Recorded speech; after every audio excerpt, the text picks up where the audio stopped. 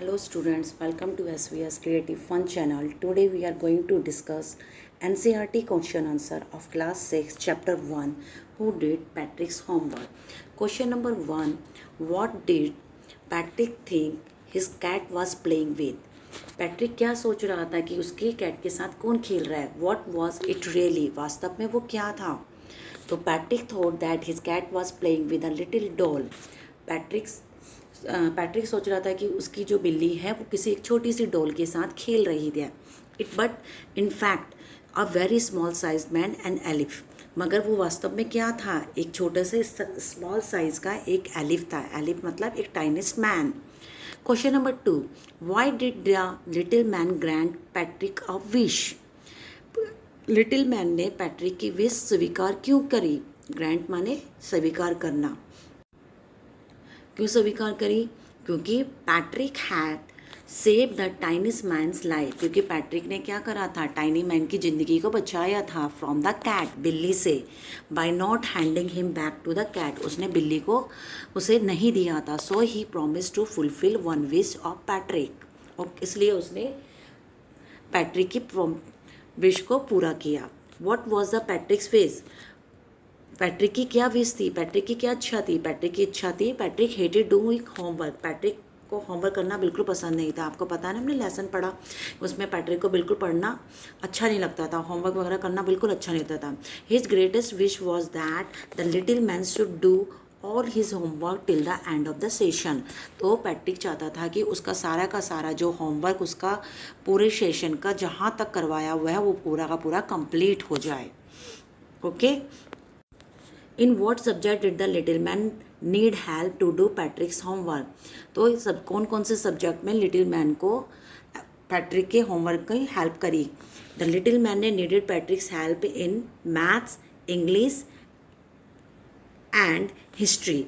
तो पैट्रिक ने, जो लिटिल मैन था, उसने पैट्रिक की हेल्प उसके मैथ्स और इंग्लिश सब्जेक्ट में करी. Okay. How question number 5 is the how did Patrick help him? Patrick ने उसकी मदद कैसे करी? Patrick sat besides the little man and guide him. Patrick क्या था? उसके साथ में बैठा हुआ था और उसको गाइड कर रहा था. He brought books from the library and read out to him. Okay. और वो उसको लाइब्रेरी से किताबें लेकर आ रहा था और उसको पढ़ने के लिए उसकी हेल्प कर रहा था. Question number 6, what do you think did Patrick's homework?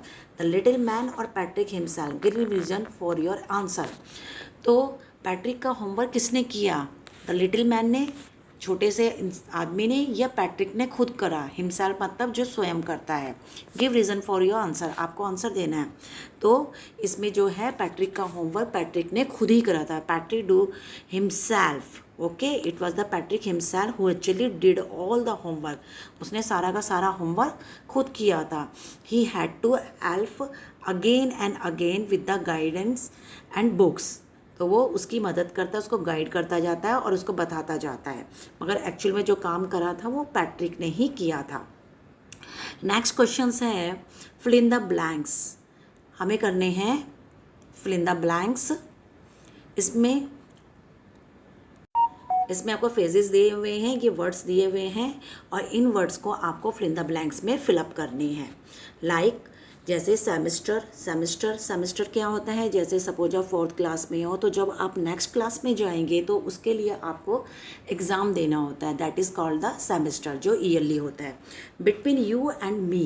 Between you and मी, तुम्हारे और मेरे बीच में. लुकअप माने देखना. चोरस माने होता है काम.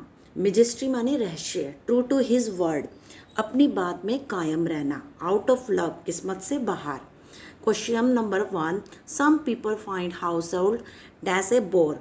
कुछ लोग अपना घर का काम बड़े ही बोरियत से करते हैं. But I like to help at home. मगर मुझे अपना काम करने में अच्छा लगता है. घर का काम करने में मुझे बहुत अच्छा लगता है. Who stole the diamond is still a dash. क्या? मिजेस्ट्री. Still a मिजेस्ट्री. मिजेस्ट्री माने रहस्य. ठीक है. This dash we are going to have a class exhibition. इसमें क्या है? आपको क्या कहते हैं, we are going to have a class exhibition, हम क्लास एग्जीबिशन में जा रहे हैं। तो कौन से में, सेमेस्टर में, तो यहाँ पे थर्ड में आएगा आपका semester. Fourth is the dash the elf began to help Patrick. तो एलिफ ने क्या मदद करी थी, पैट्रिक की मदद करी थी, किस चीज़ में करी थी, टू हिज वर्ड, जो उसने बोला था वही उसने अपनी बात में कायम रहा।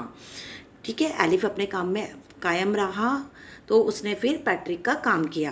Can you dash this word in the dictionary, क्या तुम डिक्शनरी में से इस वर्ड को ढूंढ सकते हो, ढूंढना या सर्च करना या लुक करना, तो उसमें आपका क्या आएगा, लुकअप, क्या आएगा, lookup. Sixth is I started early to be on time, but there was a traffic jam.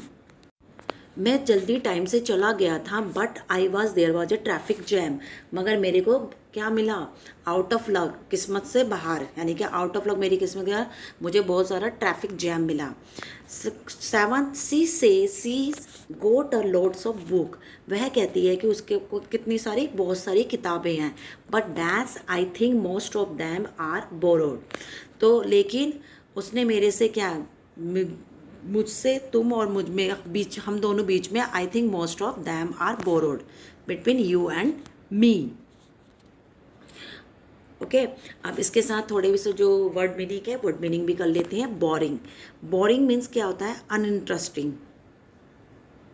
अच्छा, इसमें हाँ, बोरिंग मीन्स होता है अनइंटरेस्टिंग, जिसमें मज़ा नहीं आता है, कोई भी काम को इंटरेस्ट के साथ ना करके मन मार के करना। अ थिंग माने एनीथिंग, कुछ भी हो सकता है। इग्नोरमस मीन्स अनएजुकेटेड, मतलब पढ़ा हुआ नहीं लिखा, अनपढ़, जिसको ज़्यादा नॉलेज नहीं होती है। Nintendo is a video game, एक तरह का वीडियो गेम है। हेटेड माने डिसलाइक, जो हमें पसंद नहीं है, घृणा करना। ग्रैब्ड, स्नैच्ड, मतलब उसको कस से पकड़ लेना।